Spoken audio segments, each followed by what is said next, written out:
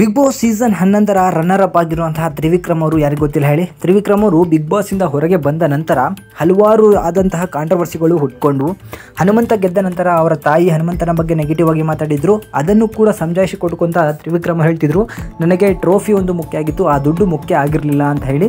So ಇಂಥ ದುಡ್ಡನ್ನು ನಾನು ಮುಂದೆ ಬರುವಂತಹ ಆಫರ್ಗಳಲ್ಲಿ ಎಷ್ಟೋ ಸಂಪಾದನೆ ಮಾಡ್ಕೋತೀನಿ, ನನಗೆ ಮುಂದೆ ದೊಡ್ಡ ದೊಡ್ಡ ಸಿನಿಮಾ ಸಿಗುತ್ತೆ ಅಂತಲೂ ಕೂಡ ತ್ರಿವಿಕ್ರಮ್ ಹೇಳ್ಕೊಂಡಿದ್ರು.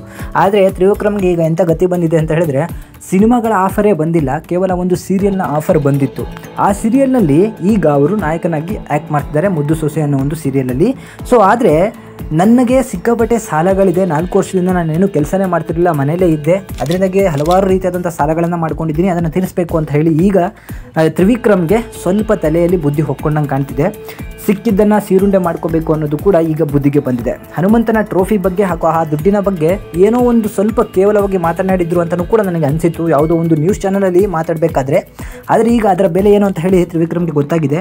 ಅವ್ರು ಅಂದ್ಕೊಂಡಿದ್ರೆ ನನಗೆ ದೊಡ್ಡ ದೊಡ್ಡ ಅವಕಾಶಗಳು ಸಿಕ್ಕಿಬಿಡುತ್ತೆ ಅಂತ ಹೇಳಿ, ಬಟ್ ಯಾರೂ ಕೂಡ ಮುಂದೆ ಬರಲಿಲ್ಲ, ಯಾವ ಪ್ರೊಡ್ಯೂಸರ್ ಕೂಡ ಮುಂದೆ ಬರಲಿಲ್ಲ. ಸಿಕ್ಕಿರುವಂತಹ ಒಂದು ಸೀರಿಯಲಲ್ಲಿ ನನಗೆ ಉತ್ತಮವಾದಂತಹ ಅಮೌಂಟ್ ಸಿಗ್ತಾ ಇದೆ. ಸೊ ಆಗ ಗಂಜಿ ಕುಡಿತಾ ಇದ್ದೆ, ಈಗ ಚಪಾತಿ ಅನ್ನ ಸಾಂಬಾರು ಕೇಳೋವಂತಹ ಒಂದು ರೇಂಜಿಗೆ ಬಂದಿದ್ದೀನಿ. ಬೇಕು ಅಂತ ಹೇಳಿದರೆ ದೊಡ್ಡ ಮಟ್ಟಕ್ಕೆ ಸಿನಿಮಾಗಳು ಸಿಗ್ತಾ ಇರ್ಬೋದಿತ್ತು, ಆದರೆ ಯಾರೂ ಕೂಡ ನನ್ನ ನೋಡಿ ಮುಂದೆ ಬರಲಿಲ್ಲ. ಅದರಿಂದಾಗಿ ಈ ಸೀರಿಯಲ್ ನನ್ನ ಮುಂದೆ ಬಂತು. ಆ ಒಂದು ಸ್ಕ್ರಿಪ್ಟನ್ನು ಕೇಳಿದೆ, ನನಗೆ ಇಷ್ಟ ಆಯಿತು. ಇದರಿಂದಾಗಿ ಈ ಸೀರಿಯಲ್ನ ನಾಯಕನಾಗೋಕ್ಕೆ ಒಪ್ಕೊಂಡಿದ್ದೀನಿ. ಒಳ್ಳೆಯ ಸಂಭಾವನೆ ಬರ್ತಿದೆ, ನಾನು ನನ್ನ ತಾಯಿ ಹಾಯಾಗಿ ಜೀವನ ನಡೆಸ್ಬೋದು ಅನ್ನೋ ಒಂದು ರೇಂಜಿಗೆ ನನಗೆ ಒಂದು ಸಂಭಾವನೆ ಬರ್ತಿದೆ ಅಂತ ಹೇಳಿ ತ್ರಿವಿಕ್ರಮ್ ಅವರು ಹೇಳ್ಕೊಂಡಿದ್ದಾರೆ. ತ್ರಿವಿಕ್ರಮ್ ಅವ್ರಿಗೂ ಹೊರಗಡೆ ಬಂದ ನಂತರ ಸಿಕ್ಕಾಪಟ್ಟೆ ಕಾನ್ಫಿಡೆನ್ಸ್ ಇದ್ದಿದ್ದು, ಅದನ್ನು ಓವರ್ ಕಾನ್ಫಿಡೆನ್ಸ್ ಅಂತಲೇ ಅನ್ಬೋದು. ನಾನು ದೊಡ್ಡ ಮಟ್ಟಕ್ಕೆ ಹೀರೋ ಆಗ್ಬಿಡ್ತೀನಿ, ದೊಡ್ಡ ಸಿನಿಮಾಗಳು ಬಂದುಬಿಡುತ್ತೆ ಅನ್ನೋ ಒಂದು ಲೆಕ್ಕಾಚಾರಕ್ಕೆ ಮಾತನಾಡಿದರು.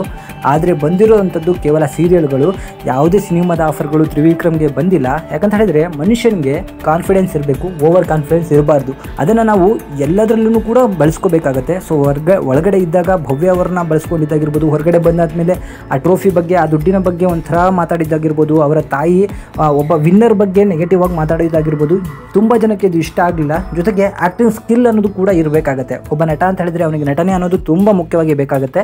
ಅದು ಕೂಡ ಎಲ್ಲೋ ಒಂದು ಸ್ವಲ್ಪ ಕಡಿಮೆ ಇರೋದ್ರಿಂದ ಅವಕಾಶಗಳು ಕಮ್ಮಿ ಆಗಿದೆ ಅನಿಸುತ್ತೆ. ಮುಂದಿನ ದಿನಗಳಲ್ಲಿ ತಗ್ಗಿ ಬಗ್ಗೆ ನಡೆದ್ರೆ ಅದೆಲ್ಲನೂ ಕೂಡ ಹುಡ್ಕೊಂಡು ಬರುತ್ತೆ ಅಂತ ಹೇಳಿ ನಮ್ಮ ಅನಿಸಿಕೆ. ಸೊ ಅವ್ರ ಬಗ್ಗೆ ನಿಮಗೇನು ಅನಿಸುತ್ತೆ ಅದನ್ನು ಕಮೆಂಟ್ ಮುಖಾಂತರ ತಿಳಿಸಿ.